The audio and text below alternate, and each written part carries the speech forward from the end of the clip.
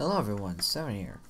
On the not Sevenizer1, on the Masters of the Elements channel. Today we're going to do a Bionicle 2015 analysis video. Now, why is the microphone not picking me up so well? I don't know. But basically we're going to talk about the different sets and what they, my opinions on the sets. So, let's begin with our first set, the Skull Warrior. Now, at first when I looked at the Skull Warrior, I thought he wasn't going to be too much. But looking at him now, he seems a bit better in my eyes, honestly. I never really expected too much from these Skull villains. I expect a lot of bone pieces, mostly. The box design portrays him jumping, sort of. Going to go get a new mold for, not really new mold, but a new color for what we know as being Kopaka's Mask of Ice.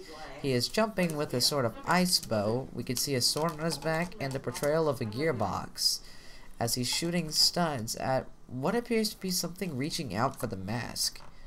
102 pieces. Now, while this thing is supposed to be a protector size set, that's way more than any protector I've seen. Anyways, he sports a nice amount of trans blue, some gray and black, and gunmetal mainly, but with some highlights of trans orange. You don't usually see that color combination put together in a set, but they attempted it with that. I think it has something to do with some kind of dark energy, but we'll get into that later. Looking at the set itself, it looks quite solid. It might appear that most of the pieces are glittery in a way, but I do believe that is due to them being slightly preliminary. As you can see, there is a printing on the chest piece. Some might like that, some might don't. I personally like printed chest pieces to an extent. If it's something like a gold chest piece, I need a gold chest piece that's unprinted. But from the looks of it, we have kaiju feet in silver with some orange claws. As we go up, there's some trans blue pieces.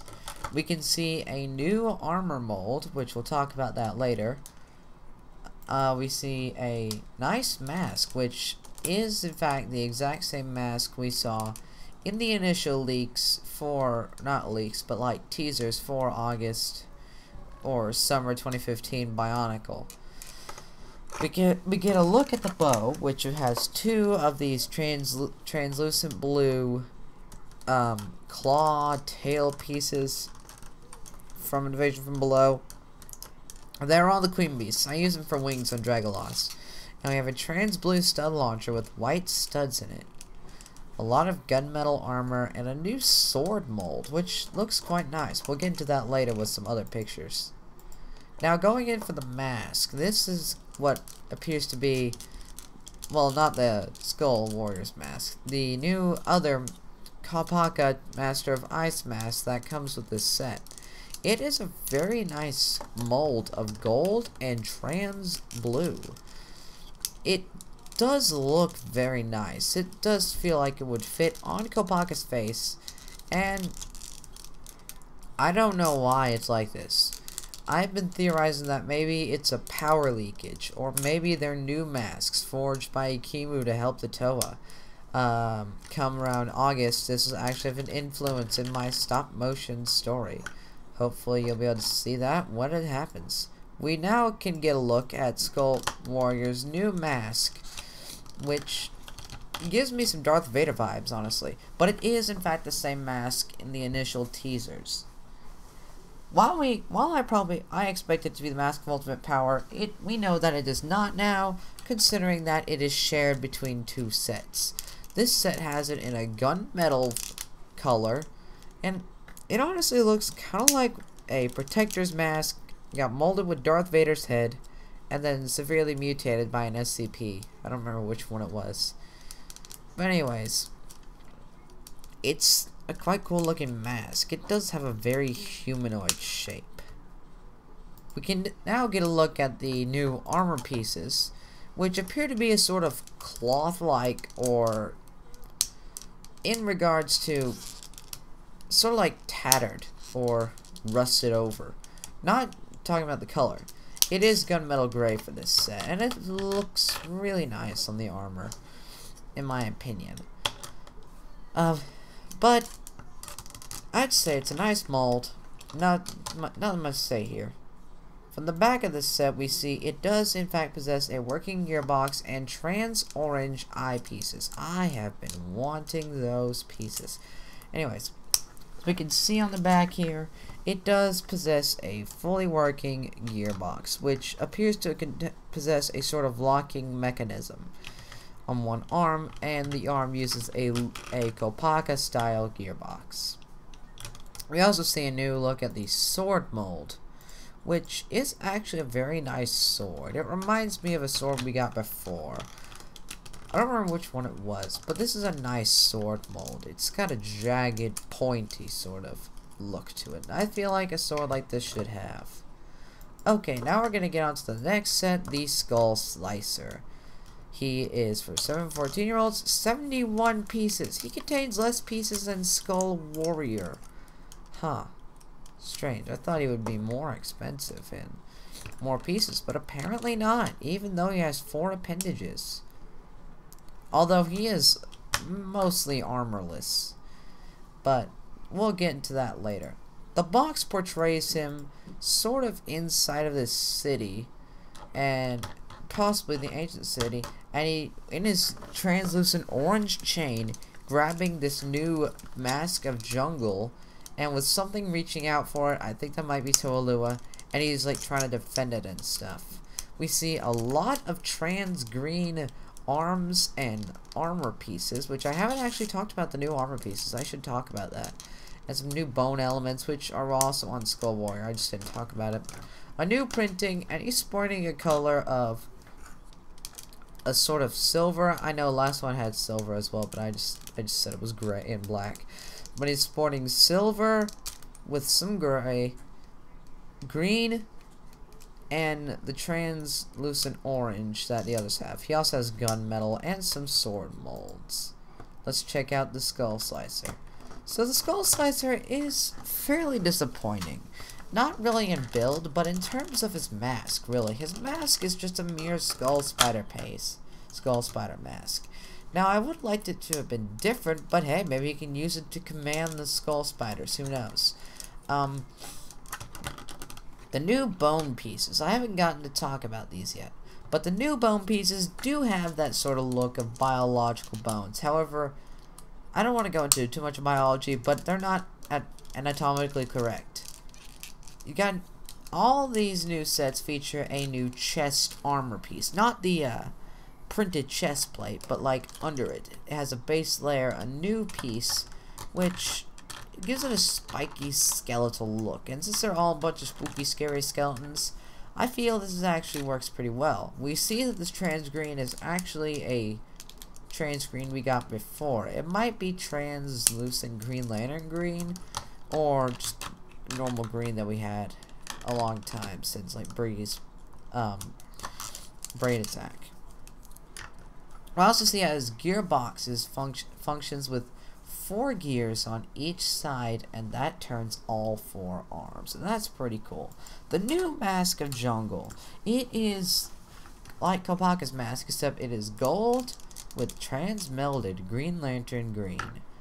This mask looks very cool. It may look a bit rigid, but like we said, it's preliminary art, so it might look like that for now, but it probably will change later on.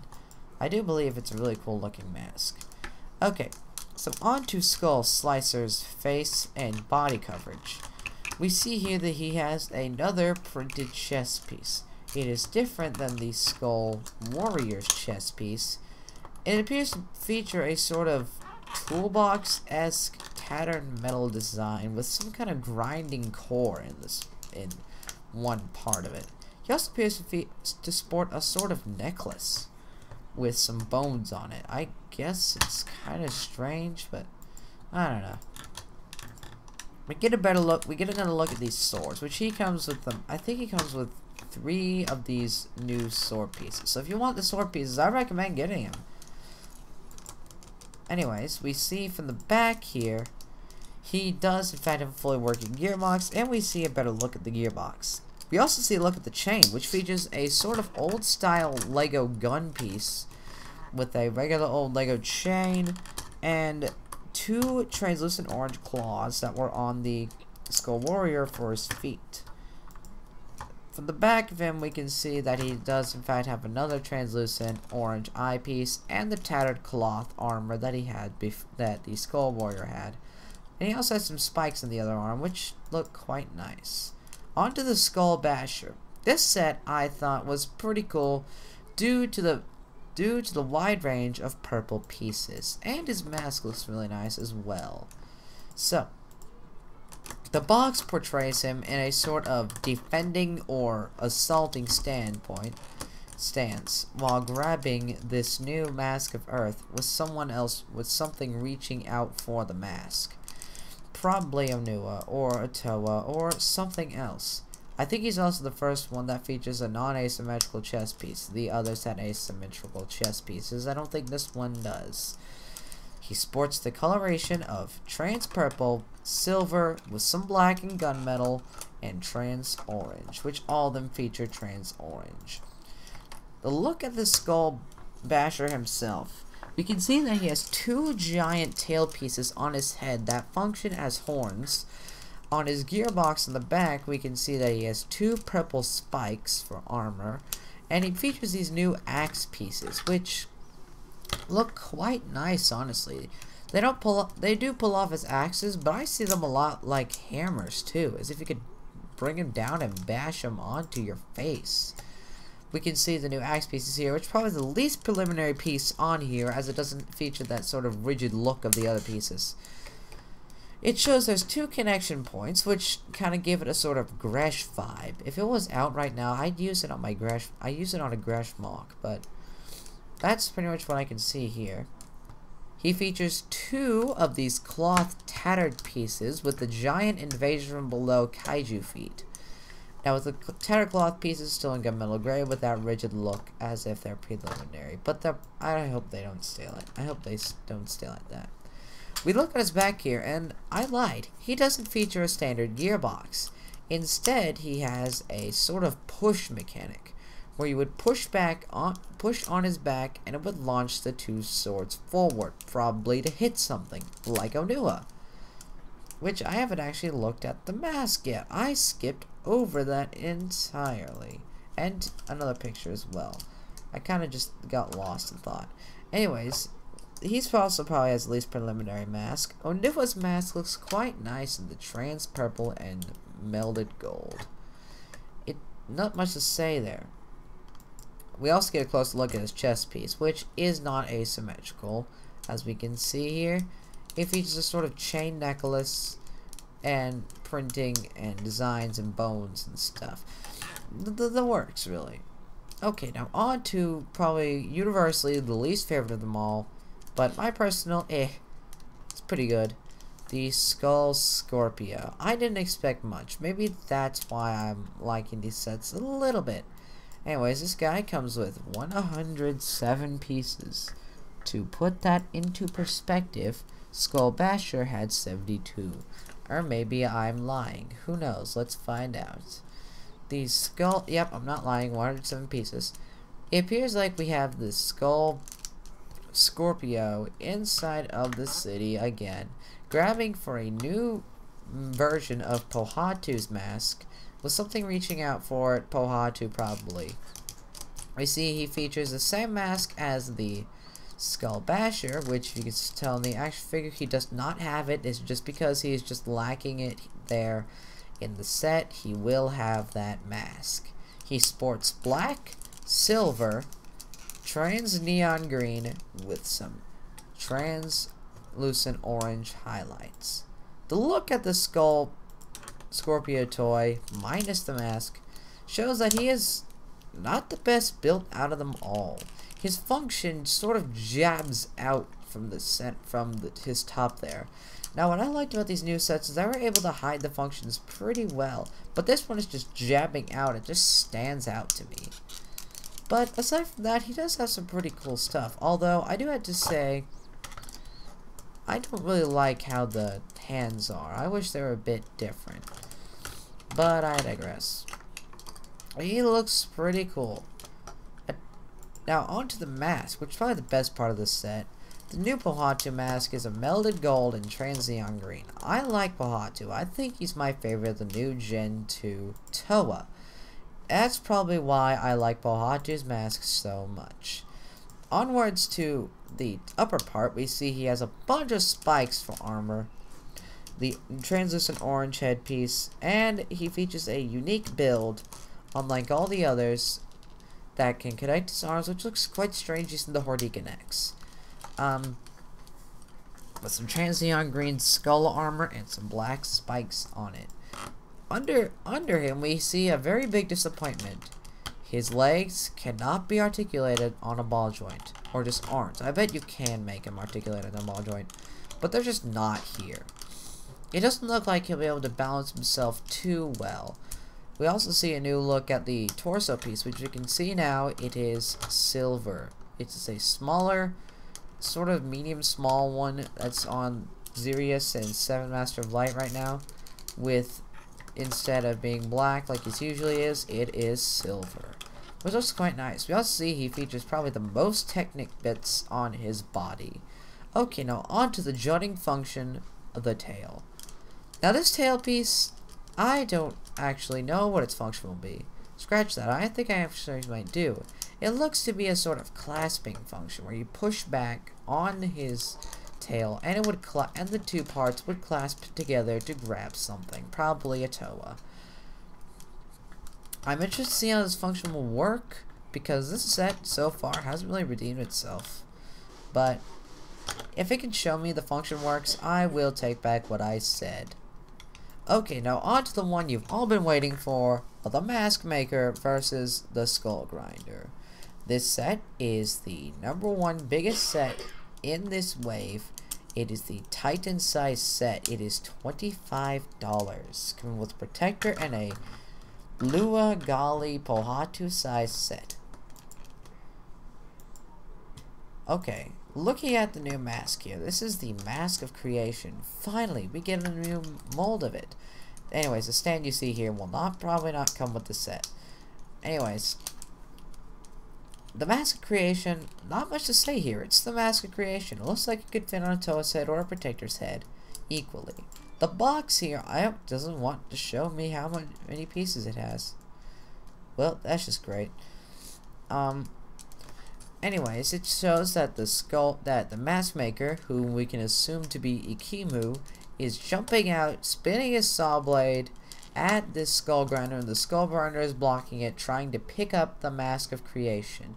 He's also getting ready to hit this, and we also see there's like double moon in the background, as clearly Akoto is on Tatooine now. But we can see here the different color schemes. We can see that the Protector here, Ikimu, is gold and translight blue with some silver here and there, and black for Technic bits. And for the Skull Grinder, he probably has the most consistent and probably the best working color scheme with the translucent red. Right, with the silver, gray, gunmetal gray, some black here and there, and a splash of translucent orange, which is probably the best working for him. The Skull Grinder himself is a very sturdy fellow, featuring the large invasion from below feat for the kaiju of that round, and a giant axe made up of well, not axe, I'd say, more like a scepter, with the 3 axe pieces with translucent Borok eyes inside of it, and it's a spike on the bottom there. His mask is the same mask as the Skull Warrior in silver, the initial mask I've been looking for. And if you look closely inside there, you will see a trans-orange bone piece. Standard bone, extra small bone piece. This is nice. I'd like to see that for mock making. I like to make that. Use that make for something. Closer look at his face reveals that he also has 2 little bitty horns. Probably stab you with it. And also shows that his gearbox is a lot more armor than the others, featuring some of these turbojet pieces featured in LEGO's Star Wars, from what I can recall. The chest piece here looks very intriguing. We get a chain necklace with some pistons and a rib cage. It's a little bit gross, but, you know, children's toys. Anyways. So we can see here the cloth tattered pieces for new armor. I've already gone over that. Let's just continue forward to the scepter. The scepter looks quite nice for a piece. For a weapon, it looks quite cool.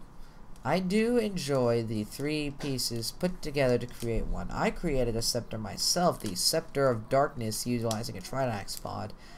For a basic children's toy, this works quite well.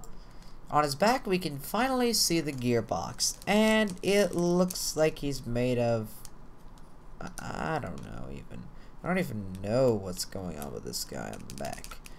But he does feature some back armor. That much you can look forward to. Aside from that, I don't know really much about how I'm going to say about the gearbox. I've said a lot more about the gearbox than I can ever say to you right now. So that's about it on the skull grinder. Now for the mask maker Ikimu. We can see in this stance he is flinging his hammer upwards, getting ready to hit the guy. And the hammer is made up of 2 stud launchers. We can get it better from the back when we get to that picture. We can see that he is made of the colors I mentioned, the blue and the gold, trans blue and the gold. The hammers have 2 stud launcher pieces, and I do believe one of them, only one of them fires actual studs, which we could actually see that was the case in the original Legend video. We can get a closer look at the mask here to reveal it's a gold transmelded blue protector mask. It does appear a little bit green, but I assure you those are the colors. It's a very nice mask, as if the protector could pick it up and say, I have the power! Anyways, onto the shield, which is made up of a saw blade and a fairy princess wheel piece. Okay, this is quite strange. I've never seen lines from a girl line series implement stuff like this into a boy line, but it honestly looks cool. Well, I have seen it before. It was in a Star Wars set, but this one actually makes it look cool. It gives that sort of mystical vibe. Makoto's been trying to, and Lego's trying to been advertising with Makoto, and I think it works quite well. Oh, by the way, I lied. This set is actually $30, so I guess the skull grinder is actually a Tahoe size set.